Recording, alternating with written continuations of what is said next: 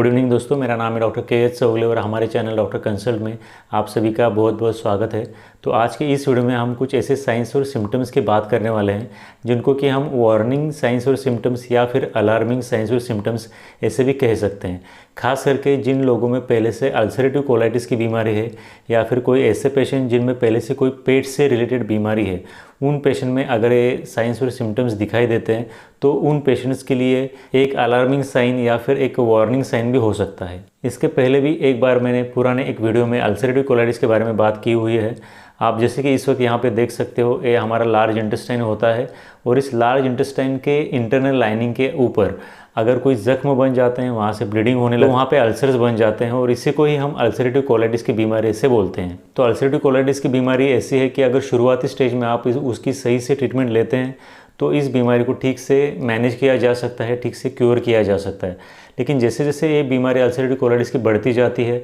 तो इसकी वजह से कोलोन का कैंसर होने का खतरा भी बढ़ता है। अल्सरेटिव कोलाइटिस के पेशेंट को अपने खाने पीने का बहुत ज़्यादा ध्यान रखना पड़ता है।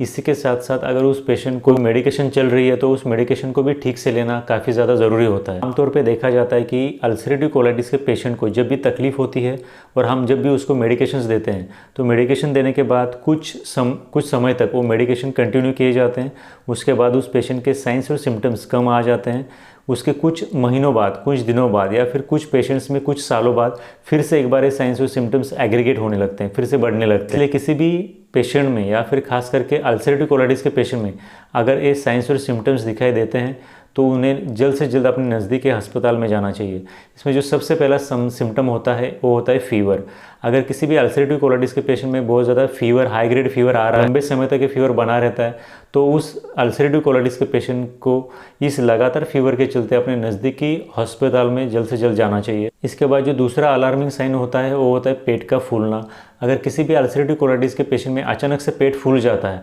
तो ये भी एक सीरियस साइन और सिम्टम हो सकता है। इसलिए किसी भी अल्सरेटिव कोलाइटिस के पेशेंट में अगर इस तरह से अचानक पेट फूल जाता है तो भी उस पेशेंट को जल्द से जल्द अपने डॉक्टर की सलाह ले लेनी चाहिए। इसके बाद जो थर्ड साइन होता है और सिम्टम होता है वो होता है कि अगर किसी भी अल्सरेटिव कोलाइटिस के पेशेंट को दिन में 3 या 4 बार स्टूल पास करने की आदत है या फिर उसके बॉडी को ऐसा पैटर्न बन गया है और अचानक से उस पेशेंट वाले 3 से 4 दिन तक स्टूल पास, मोशन पास नहीं कर पाता, तो ये भी एक अलार्मिंग साइन होता है उस अल्सरेटिव कोलाइटिस के पेशेंट के लिए। तो इस कंडीशन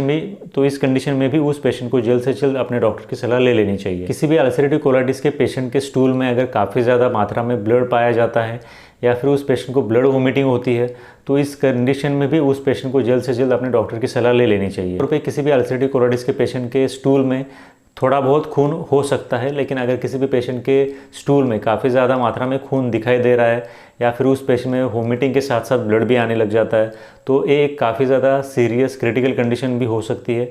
इसके बाद किसी भी अल्सरेटिव कोलाइटिस के पेशेंट में अगर खाना खाते ही उल्टी होने लगती है, वोमिटिंग होने लगती है और उस पेशेंट को हमेशा नोजिया बना रहता है तो उस कंडीशन में भी उस पेशेंट को जल्द से जल्द अपने डॉक्टर की सलाह लेनी चाहिए, क्योंकि इस कंडीशन में अल्सरेटिव कोलाइटिस की वजह से उस पेशेंट में इंटेस्टाइनल ऑब्स्ट्रक्शन हो सकता है। कुछ केसेस में इंटेस्टाइन के अंदर ब्लीडिंग भी हो सकती है। ये जो बाकी साइंस और सिम्टम्स उस पेशेंट में आ रहे होते हैं वो मोस्टली अल्सरेटिव कोलाइटिस के कॉम्प्लिकेशन होते हैं। तो इस तरह से किसी भी अल्सरेटिव कोलाइटिस के पेशेंट में लगातार 3 से 4 दिन तक हाई ग्रेड फीवर रहना, बुखार, तेज़ बुखार रहना, इसके साथ साथ उस पेशेंट का मोशन का पैटर्न अचानक से बदल जाना, पेशेंट मोशन पास न कर पाना या फिर किसी पेशेंट के स्टूल के थ्रू, मोशन के थ्रू, लैट्रिन के थ्रू खून निकलना, इसके साथ साथ उस पेशेंट को खून की उल्टी होना, पेशेंट का पेट काफ़ी ज़्यादा फूल जाना, पेशेंट के पेट के अंदर काफ़ी ज़्यादा तेज़ दर्द होना, ये कुछ ऐसे अलार्मिंग साइंस और सिम्टम्स होते हैं जिनकी वजह से उस अल्सरेटिव कोलाइटिस के पेशेंट में काफ़ी ज़्यादा सीरियस कंडीशन हो सकती है।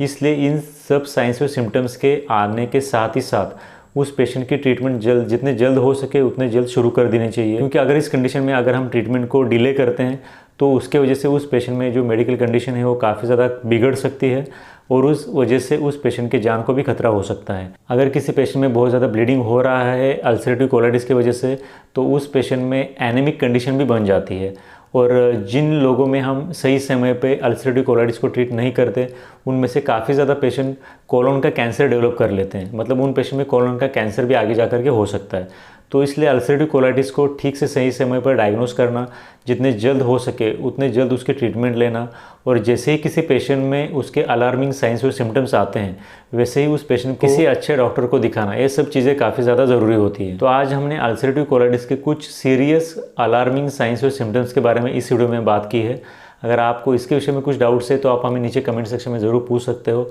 Thanks for watching this video till the end. Thank you very much.